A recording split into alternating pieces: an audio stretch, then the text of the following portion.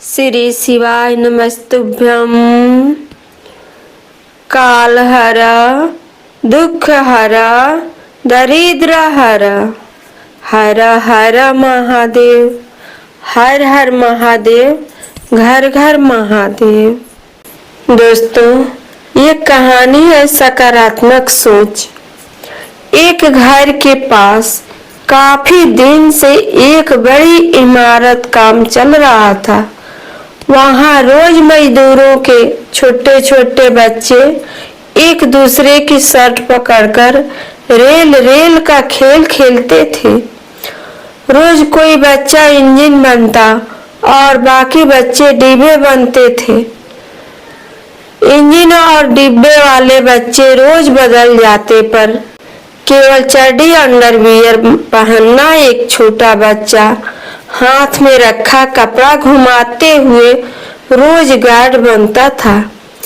एक दिन मैंने देखा कि उन बच्चों को खेलते हुए रोज देखने वाले एक व्यक्ति ने कौतूहल से गार्ड बनने वाले बच्चे को पास बुलाकर पूछा, बच्चे तुम रोज गार्ड बनते हो, तुम्हें कभी इंजन कभी डिब्बा बनने की इच्छा नहीं होती है? इस पर वो बच्चा बोला, बाबूजी मेरे पास पहनने के लिए कोई शर्ट नहीं है, तो मेरे पीछे वाले बच्चे मुझे पकड़ेंगे कैसे और मेरे पीछे कौन खड़ा रहेगा? इसलिए मैं रोज गार्ड बनकर ही खेल खेल में हिस्सा लेता हूँ। ये बोलते समय मुझे उसकी आंखों में पानी दिखाई दिया। दोस्तों, आज वो बच्चा मुझे जीवन का एक बड़ा पाठ पढ़ा गया। अपना जीवन कभी भी परिपूर्ण नहीं होता, उसमें कोई न कोई कमी जरूर रहेगी। दोस्तों, वो बच्चा माँ बाप से गुस्सा होकर रोते हुए बैठ सकता था, परंतु ऐसा न करते हुए उसने परिस्थितियों का समाधान ढूंढा। दोस्तों, हम कितना रोते हैं, कभी अपने सांवले रंग के लिए, कभी छोटे कद के लिए, कभी पड़ोसी की बड़ी कार, कभी पड़ोसन के गले का हार, कभी अपने कम मार्क्स, कभी अंग्रेजी, कभी पर्सनालिटी, कभी नौकरी की मार, तो कभी धंधे में मार, कभी अपने सीडिंग की लो स्केल लो लेकर हमें इससे बाहर आना ही पड़ता है। दोस्तों, ये जीवन है, इसे ऐसे ही जीना पड़ता है। चील की ऊंची उड़ान देखकर चिड़िया कभी डिप्रेशन में नहीं आती, वो अपने अस्तित्व में मस्त रहती है। मगर इंसान की ऊंची उड़ान देखकर बहुत जल्दी चिंता में आ जाते हैं। तुलना से बचे और खुश रहे। दोस्तों, ना किसी से ईर्ष्या, ना किसी से कोई होड़। मेरी अपनी है मंजिलें, मेरी अपनी है दौड़।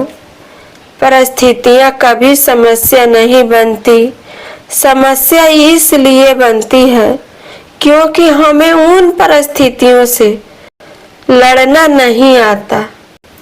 दोस्तों, 3 नौजवान एक बड़े होटल में ठहरे। 75वीं मंजिल पर कमरा मिला। एक रात लेट हो गए।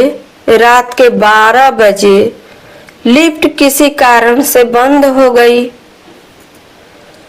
तीनों सीढ़ियां चढ़ने लगे। बोरियत दूर करने के लिए एक ने चुटकुला सुनाया और 25वीं मंजिल तक आ गए। दूसरे ने गाना सुनाया और 50वीं मंजिल तक आ गए और तीसरे ने सेहत पर किस्सा सुनाया और 75वीं मंजिल पर आ गए। कमरे के दरवाजे पर पहुंचे तो याद आया कि कमरे की चाबी स्वागत कक्ष रिसेप्शन पर ही भूल गए। तीनों बेदम होकर गिर पड़े। दोस्तों, इसी तरह इंसान भी अपनी जिंदगी के 25 साल खेल कूद हंसी मजाक में व्यर्थ करता है।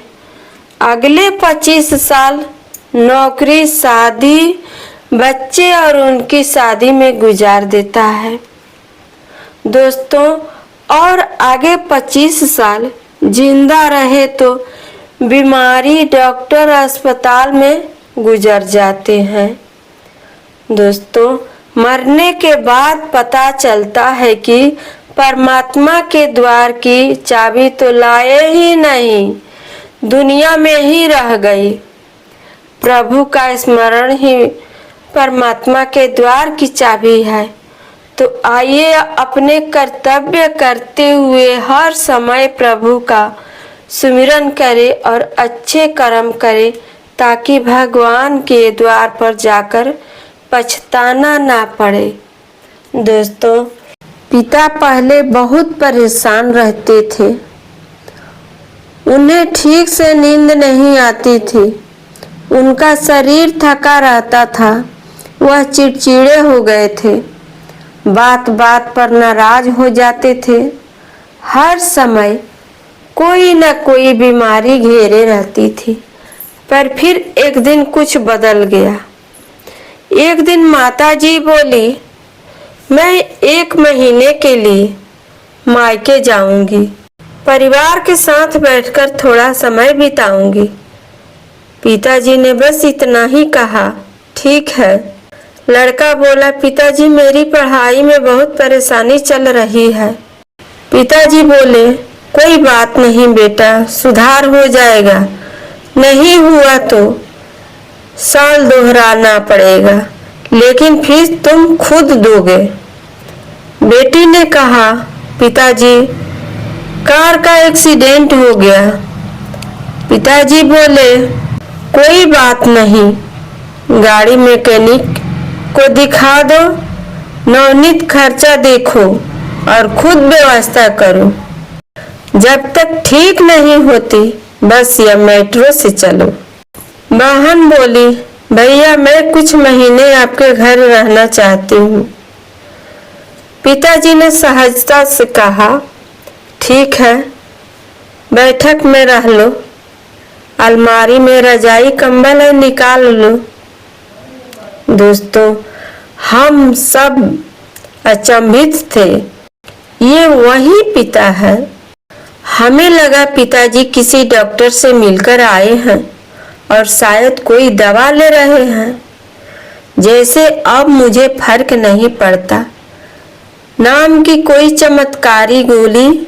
हमने एक परिवार की सभा बुलाई ताकि पिताजी को बचाया जा सके, लेकिन पिताजी ने बहुत शांति से सबको एकत्र किया और कहा, बहुत वर्षों तक मैं यही सोचता रहा कि मेरे दुख में मेरी चिंता, मेरी रातों की नींद और मेरे अशांत मन से शायद तुम लोगों की समस्याएं हल हो जाएगी।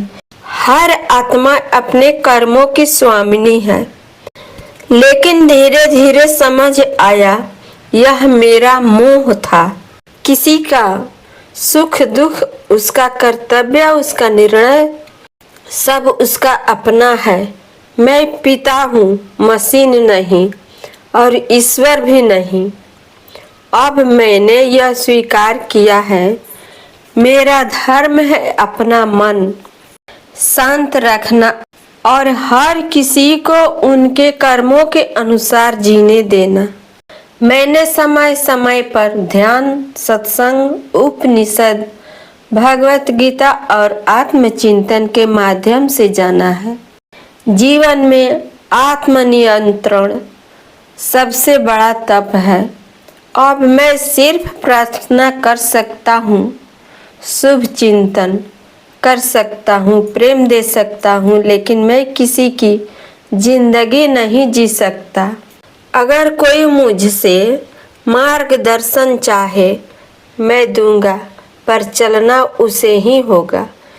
निर्णय उसके हैं, फल भी उसी को भोगने होंगे।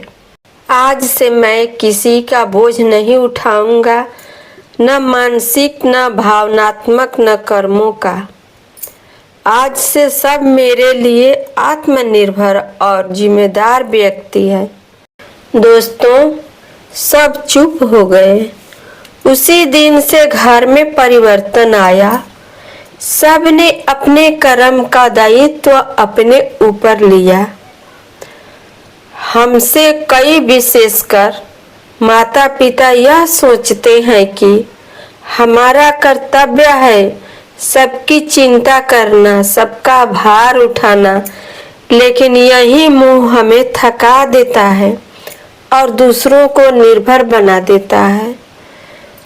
दोस्तों, सच्ची करुणा तब होती है जब हम दूसरों को उनके रास्ते पर चलने दें और आत्मबल के लिए प्रोत्साहित करें। दोस्तों, हम धरती पर दूसरों के जीवन की नाव खेने नहीं आए हैं, केवल उन्हें उनकी पतवार पकड़ने की प्रेरणा देने आए हैं। दोस्तों, आप चैनल पर नए हैं तो चैनल को लाइक सब्सक्राइब जरूर कर देना। श्री शिवाय नमस्तुभ्यम।